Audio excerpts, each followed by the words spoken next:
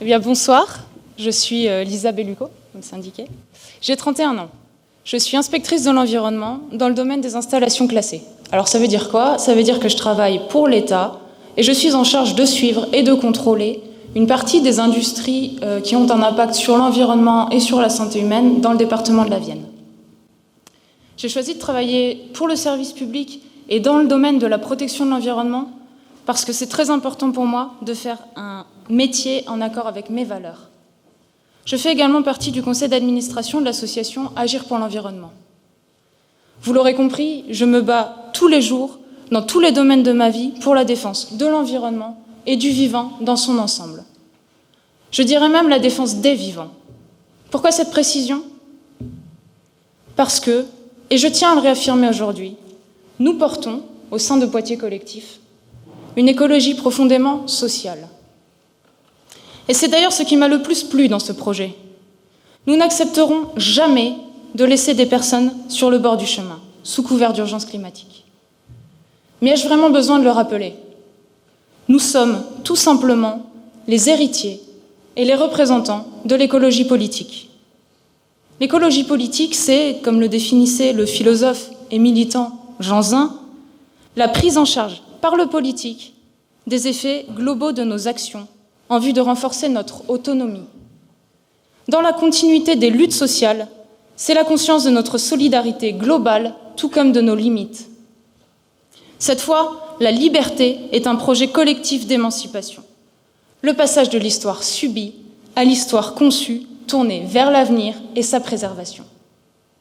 En d'autres termes, l'écologie politique, c'est le projet de Poitiers Collectif.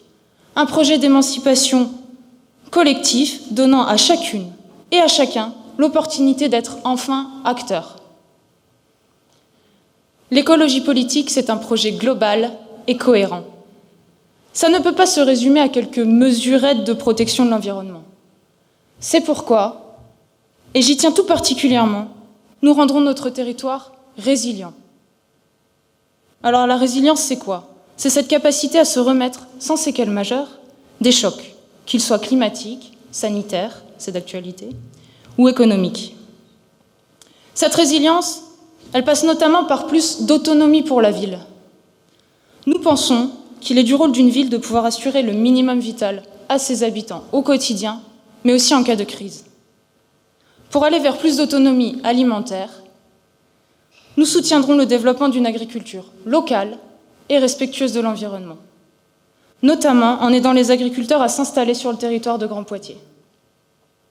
Pour aller vers plus d'autonomie énergétique, nous soutiendrons le développement de projets de production d'énergie renouvelable, et notamment des projets financés par les citoyens, pour les citoyens.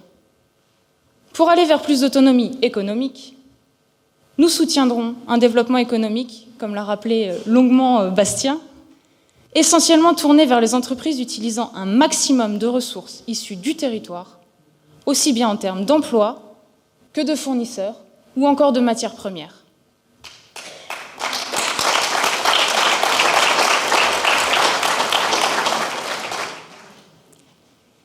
Nous développerons les échanges et les liens avec les communes de Grand Poitiers, notamment en soutenant les différentes alternatives au transport individuel à l'échelle de la communauté urbaine.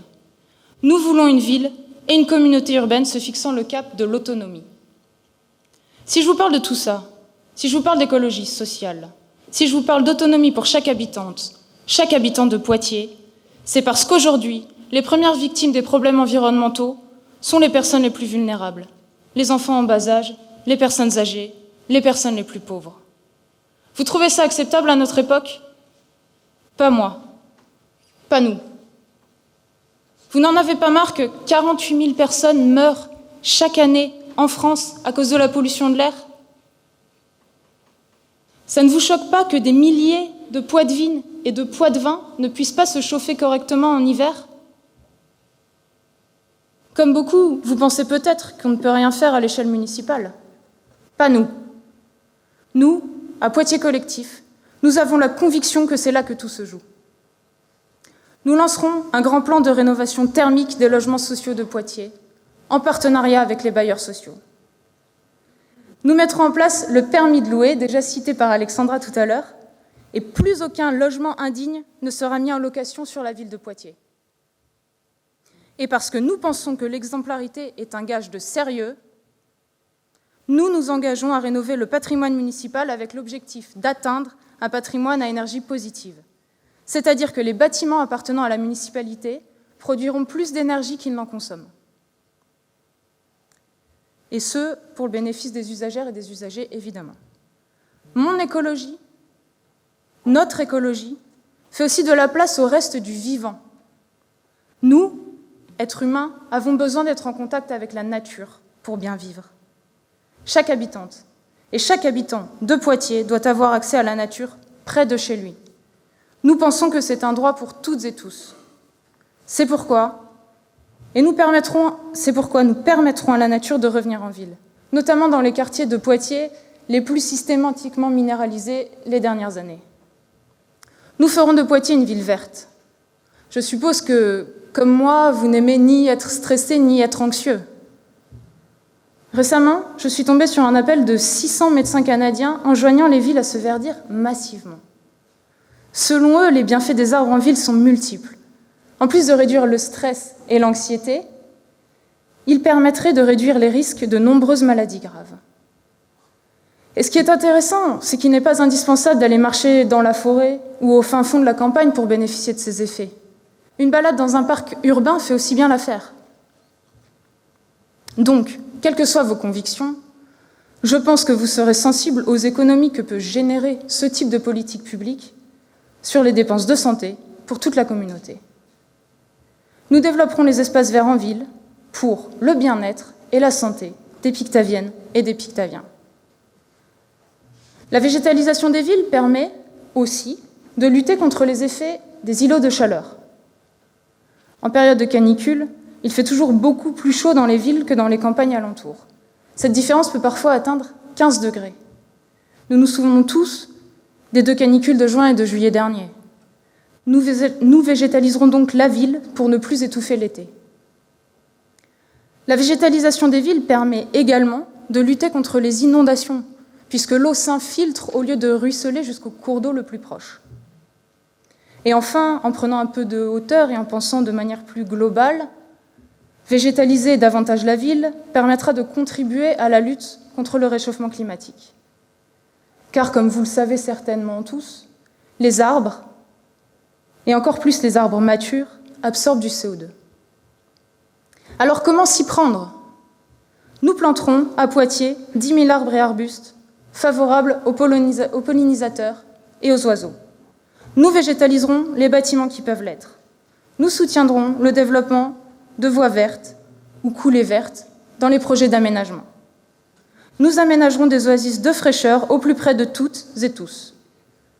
Nous soutiendrons le développement de l'agriculture urbaine. Nous lutterons contre l'artificialisation des sols et nous désartificialiserons les zones qui peuvent l'être, à commencer par certains trottoirs et parkings.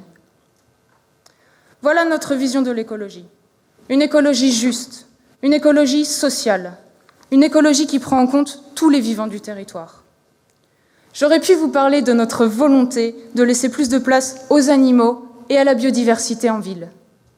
J'aurais pu continuer longtemps à vous développer notre projet, parce que nous ne nous contentons pas d'un vernis vert. Alors pour tous ceux qui pensent que l'écologie est dans tous les programmes, combien de fois ai-je entendu « Oui, de toute façon, de nos jours, tout le monde est écolo ». À cela, je leur réponds, le seul programme réellement écologiste, c'est le nôtre.